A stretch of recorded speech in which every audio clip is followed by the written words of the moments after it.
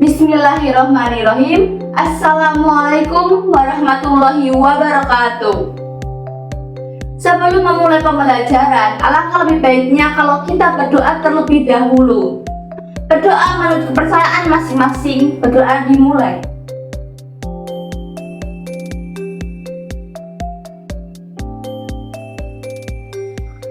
Berdoa selesai.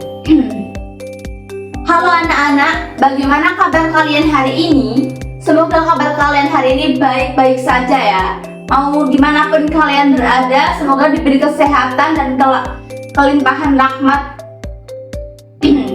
Buat teman-teman kalian yang sakit, semoga segera diberi kesembuhan agar bisa mengikuti pembelajaran bersama kita. Untuk kalian yang menonton video ini, jangan lupa melakukan presensi. Bagaimana caranya melakukan presensinya? Yaitu menulis nama kalian dan juga nomor absen di kolom komentar.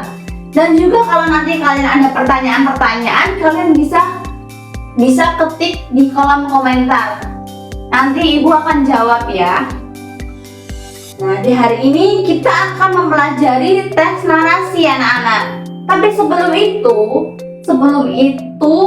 kita akan mengulas materi sebelumnya. Materi apa? Materi yang sebelumnya merupakan materi tes gurindam. Tes gurindam merupakan puisi lama yang dalam satu baitnya itu terdiri dari 2 baris. Nah, itu tadi teks gurindam. Hari ini kita akan mempelajari teks narasi. Sebelum itu, pasti kalian di sini sudah tidak asing untuk mendengar atau membaca sebuah cerita, yang mana di dalam cerita itu pasti terdapat ada tokoh, lalu ada latar tempat, latar waktu, bagaimana suasana cerita tersebut, dan bagaimana peristiwa itu terjadi. Pasti ada itu kan? Nah, sama halnya dengan teks narasi. Teks narasi itu di dalamnya memuat sebuah unsur-unsur tokoh, unsur-unsur latar, dan juga peristiwa.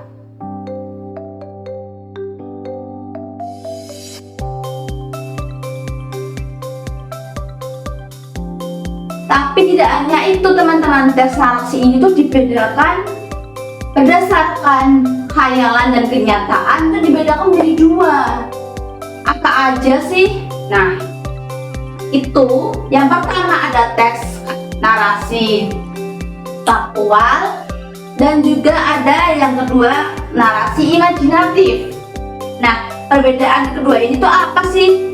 Faktual dan juga imajinatif. Nah, narasi faktual merupakan sebuah cerita yang benar-benar terjadi di masa lalu.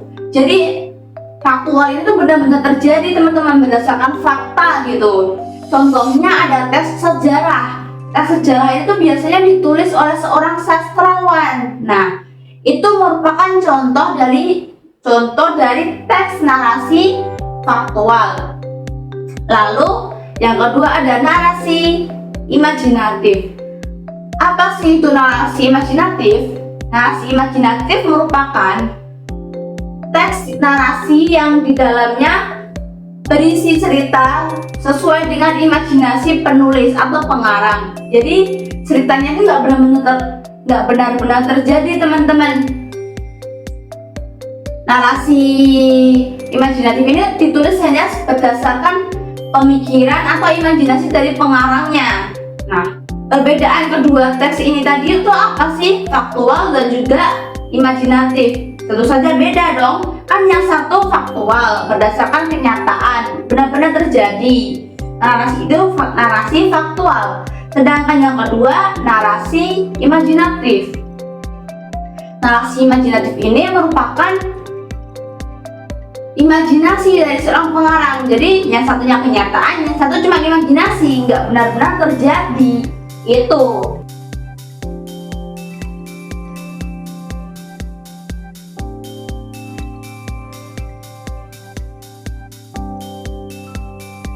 Lalu ada struktur teks narasi.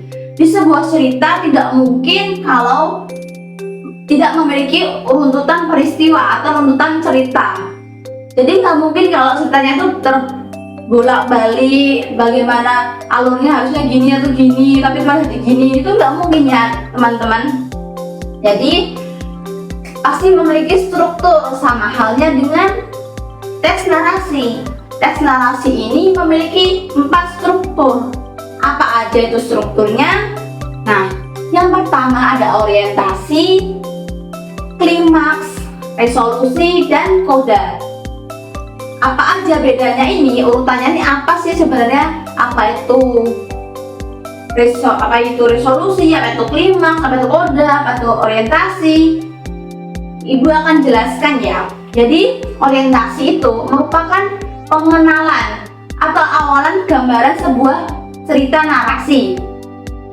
Di dalamnya biasanya tuh pengenalan tokoh, pengenalan latar, mau latar tempat, latar suasana, latar waktu, dan juga urutan peristiwa. Nah, orientasi itu awalan gambaran awal dari sebuah teks narasi gitu, pengenalan gitulah. Mudahnya tuh pengenalannya gitu, untuk memulai sebuah narasi. Lalu yang kedua tadi ada klimaks. Nah, sudah pengenalan tuh, mulai memasuki konflik. Nah, konfliknya ini tuh dari konflik ringan, lama-lama semakin tinggi. Jadi tuh awalnya konflik masuk di dalam bagian klimaks ini, lalu bagaimana tokoh menanggapi konflik.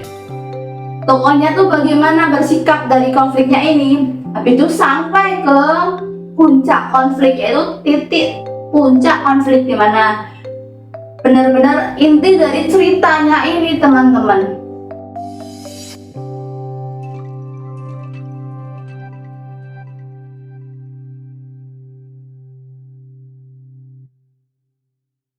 Nah, habis itu masuk ke resolusi. Apa itu resolusi? Resolusi ini merupakan bagian pemecahan permasalahan. Jadi pemecahan masalah dari puncak konflik tadi. Di bagian ini tuh resolusi ini mulai penurunan. Mulai konflik mulai mereda, mulai tenang loh, mulai menurun sampai dengan cerita selesai. Jadi resolusi ini tuh hampir kayak penutupan ceritanya gitu. Ceritanya udah mau selesai gitu. Nah, yang terakhir tuh koda. Koda merupakan tahapan dimana dia tuh, koda itu berisi tentang pesan-pesan moral atau amanat yang ada di dalam cerita. Jadi apa sih yang bisa kita ambil dari cerita narasi yang kita lihat atau kita dengar itu tadi?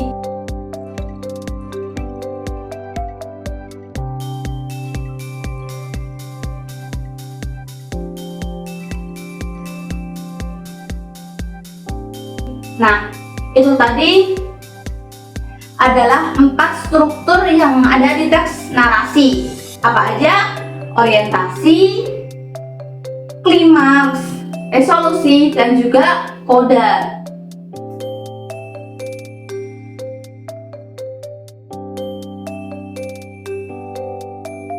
Itu ya, jangan sampai lupa. Wajib banget diingat-ingat sampai kapanpun. Oke?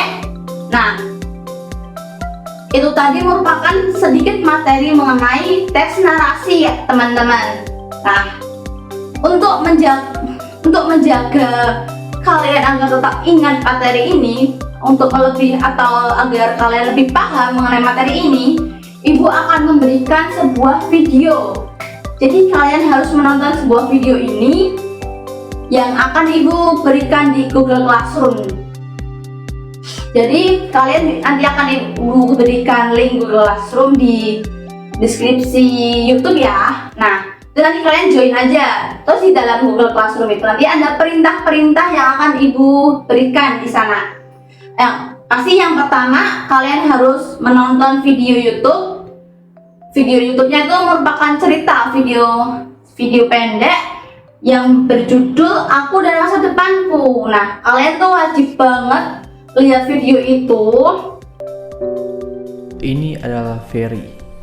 Ia adalah anak yang selalu menganggap remeh akan sesuatu. Ia bercita-cita untuk menjadi seorang dokter, akan tetapi dia tidak peduli dengan pelajaran. Sampai suatu hari, Ferry mengalami kesulitan dalam belajar.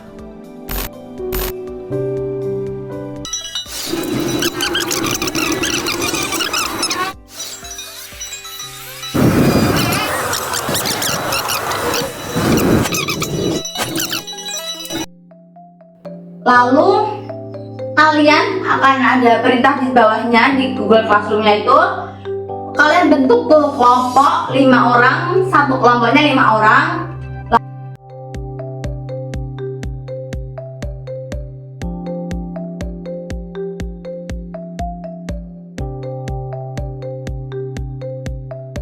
Lalu di pertemuan yang akan datang, ibu akan berikan tugas. Tugasnya apa? Ya kalian tunggu aja di pertemuan yang akan datang. Habis itu, oh ya, di dalam Google Classroom itu ada perintah-perintah. Kalian akan menyusun kelompok itu terserah, mau kalian kelompoknya bagaimana itu terserah ya. Lalu kalian tulis tuh anggota-anggota kelompok kalian di Google Classroom. Tapi salah satu aja perwakilan kelompok ya. Tidak perlu semuanya mengumpulkan, maksudnya gak perlu semuanya mengumpulkan di Google Classroom. Cukup satu anggota kelompok menuliskan nama lengkap dan juga itu apa? Dan juga nomor absen. Seperti di kolom komentar YouTube ini nanti. Untuk kalian yang bertanya atau melakukan presensi, kalian bisa tulis di kolom komentar YouTube ya. Jadi tugas kalian tuh ada 3 nih. Yang pertama kalian akan menulis presensi, itu nama lengkap dan juga nomor absensi kalian di kolom komentar YouTube. Lalu yang kedua, tonton video YouTube yang berjudul Aku dan Masa Depanku. Lalu yang ketiga, kalian akan membentuk kelompok, yaitu beranggotakan 5 orang. Lalu kalian tulis di komentar kelas yang ada di Google Classroom. Oke ya, ingat-ingat ya 3 tugas ini. Dah, itu ya. Pokoknya ingat-ingat. Ibu cukupkan materi pembelajaran hari ini. Untuk yang mau bertanya atau memberikan pendapat bisa langsung di kolom komentar YouTube.